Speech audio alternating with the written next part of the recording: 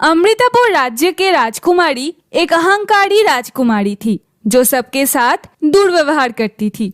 एक दिन वह जंगल में अकेले चलने के लिए आए तो उसने देखा कि एक हिरन बीमार पड़ा है। हिरन की हालत बहुत ही बुरा था। राजकुमारी, राजकुमारी, कृपया करके मेरे लिए कुछ पानी लाओ, मैं बहुत प्यासा हूँ। अगर तुम मुझे पानी नहीं दोगे तो मैं मर जाऊंगा। कृपया करके मुझे नदी से कुछ पानी ला दो। तुम मुझे हुक्म दे रहे हो? तुम एक साधारण हिरन हो, तुम एक राज्य के राजकुमारी को हुक्म दे रहे हो? तुम्हारी हिम्मत कैसे हुई कि तुम मुझे पानी लाने के लिए कहो? मैं तुम्हारे लिए पानी नहीं ला सकती। तेरी नाक से खून आए तू मर जा, मुझे क्या। जैसे ही राजकुमारी ने ये शब्द बोलती है, हिरन मर जाती है। राजकुमारी को कुछ फर्क नहीं पड़ता है इस बात से, बस वो आश्चर्य से हिरन को देखता है। लेकिन एक साधु बाबा ने इस घटना को देखा। वह उस जंगल में ही रहता था और वह अगर किसी को भी खतरे में देखता तो उसे मदद करता और हर चीज का ख्याल रखता था। साधु बाबा अपने आंखों को यकीन नहीं दे पा रहा था।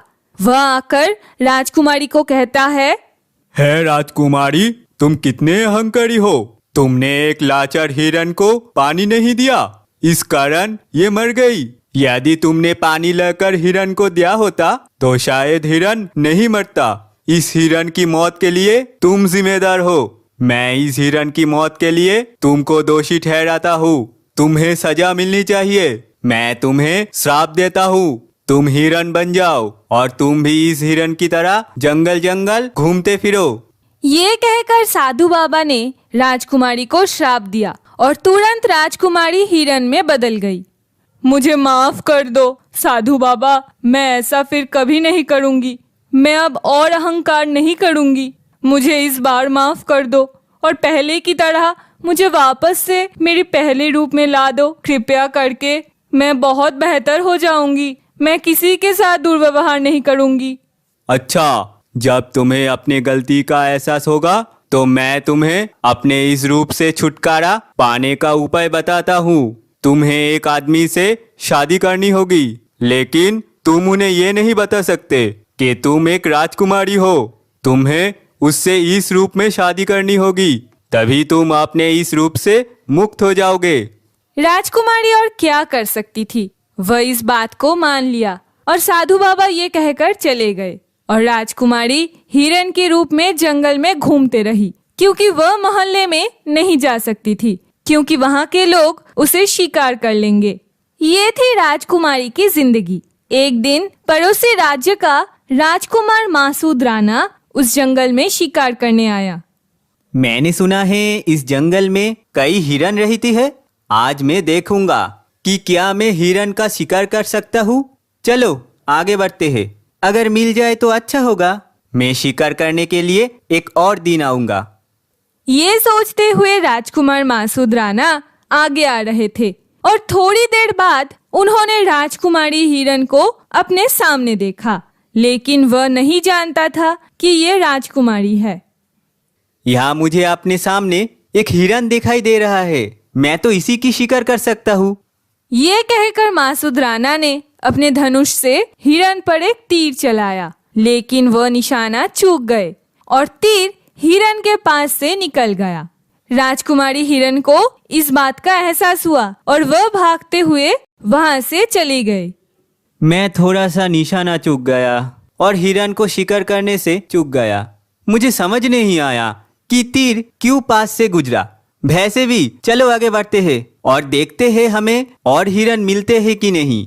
राजकुमारी हिरन वहां से भाग निकली और उसे कोई ना देख ले, इसीलिए एक पेड़ के नीचे वह आराम कर रही थी ताकि उसे कोई ना देख पाए।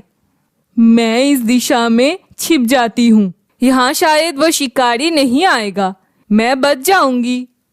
लेकिन इस बीच राजकुमार धूप से थक जाता है। वह बहुत प्यासा था और बीमार पड़ गया और एक पेड़ के नीचे लेट गया, जहां वह बेहोश हो गया।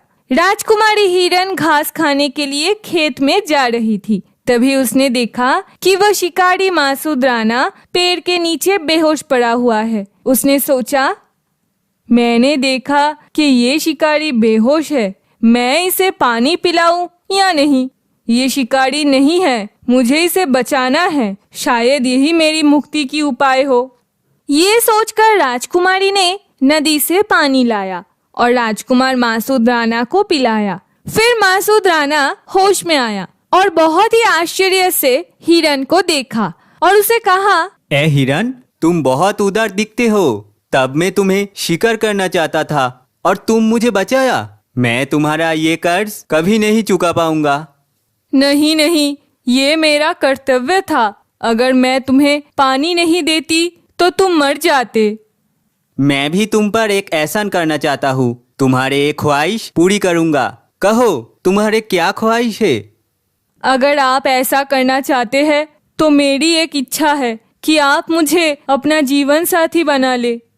ये सुनकर मासूद राणा थोड़ा हैरान हुआ और बोला, क्या?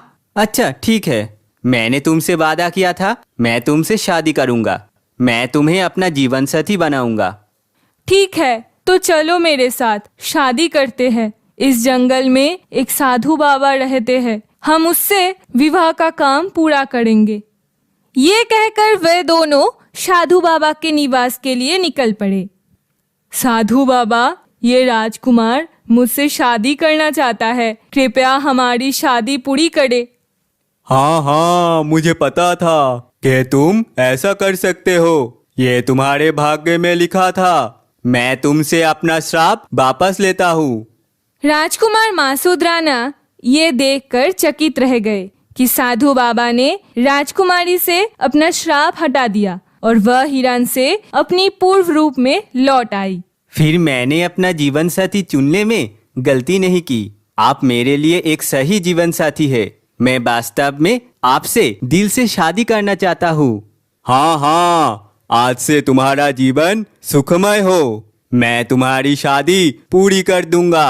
अब तुम शादी करोगे और अपने अपने राज्य में वापस जाओ और अपना जीवन अच्छे से शुरू करो। यही तुम्हारे किस्मत में लिखा था।